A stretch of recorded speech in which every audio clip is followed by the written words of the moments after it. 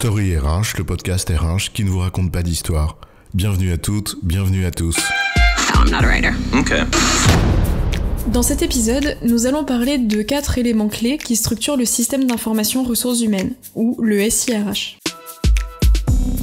Quand on parle de SIRH, la plupart des gens pensent au nom du logiciel RH qu'ils ont l'habitude d'utiliser. Et Dieu sait que cette représentation est souvent très personnelle. C'est vrai que pour celui ou celle qui fait de la paye, le SIRH c'est souvent le logiciel de paye. Là où pour un responsable informatique, par exemple, c'est un système composé d'applications informatiques. En d'autres termes, le SIRH c'est une notion complexe. Oui et non, car enfin cette notion de système n'est pas si compliquée que ça à comprendre, mais c'est un autre sujet. Et d'ailleurs un système ça a des propriétés qui le caractérisent et qui lui sont propres, mais ça encore c'est un autre sujet. En revanche, puisque c'est un système, et pas seulement un logiciel, c'est pertinent de s'intéresser aux éléments clés qui structurent ce système. Alors, c'est quoi l'histoire ? On dit souvent, selon une phrase consacrée du data scientist Clive Humby, qui date déjà de 2006, que les données sont le nouveau pétrole, data is the new oil. Alors il n'est pas compliqué de comprendre que ce qui structure le SIRH en premier, ce sont les données. Oui, et les plus importantes sont bien celles qui sont attachées aux personnes. Et c'est là le premier élément structurant du SIRH, ce dans quoi les données sur les personnes sont stockées. Ce qu'on va appeler le dossier individuel.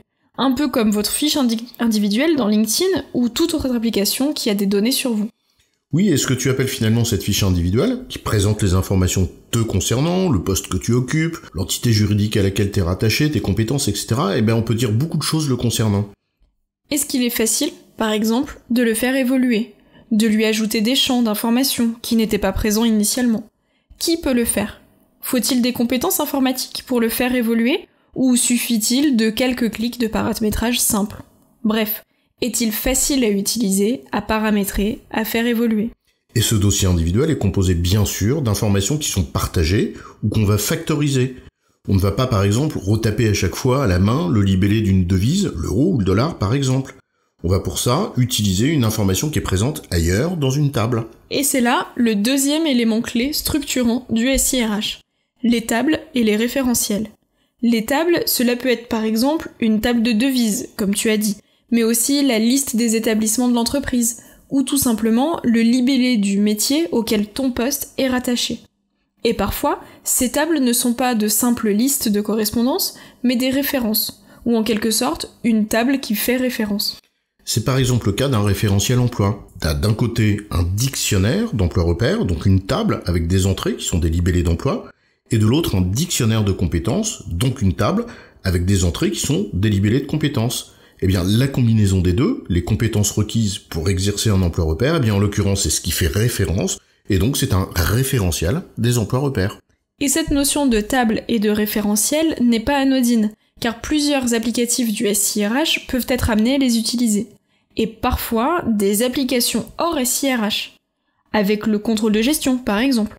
Se pose donc la question de savoir qui les alimente, qui les maintient, ce qu'ils partagent, avec qui, et selon quelles règles, etc. Exactement, c'est une question encore plus complexe dans le cadre d'un SIRH composé d'une multitude d'applications disparates, sans compter sur les jeux de pouvoir et les guerres de territoire dont ces tables et référentiels peuvent faire l'objet. Bref, le dossier individuel et les tables et référentiels, deux notions qui structurent au fond l'information sur les personnes. Mais encore faut-il structurer qui a accès à ces informations et comment. Et là, la première notion à prendre en compte, c'est bien qui a le droit de faire quoi sur quelle information. Donc on en arrive au troisième élément structurant du SIRH, les rôles et les droits qui leur sont assortis. Exactement. Par exemple, quels sont les droits du rôle de collaborateur sur chaque champ d'information ? Et ce ne sont pas nécessairement les mêmes que ceux de son manager ou du DRH de l'entreprise.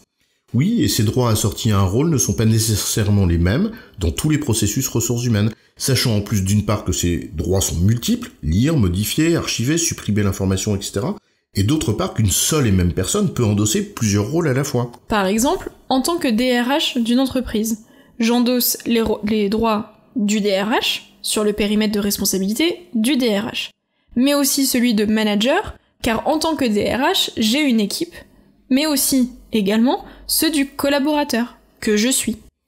Et en évoquant cette notion clé de rôle et de droit, tu as introduit une dernière notion structurante, celle de périmètre sur lesquels ces droits et rôles s'appliquent.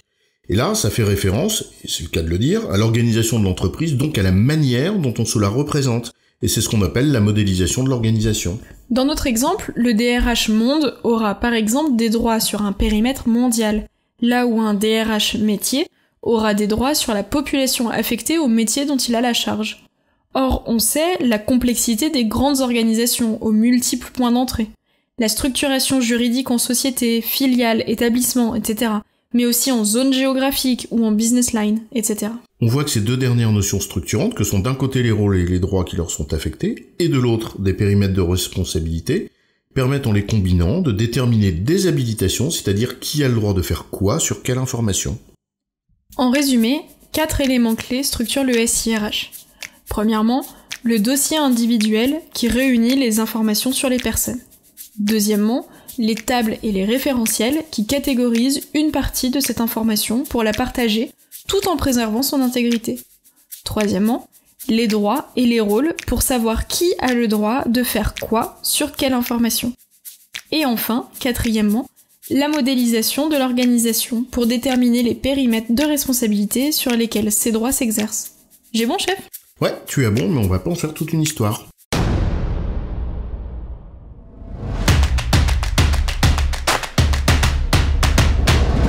Story RH, le podcast RH qui ne vous raconte pas d'histoire. Retrouvez tous les épisodes sur storyrh.fr.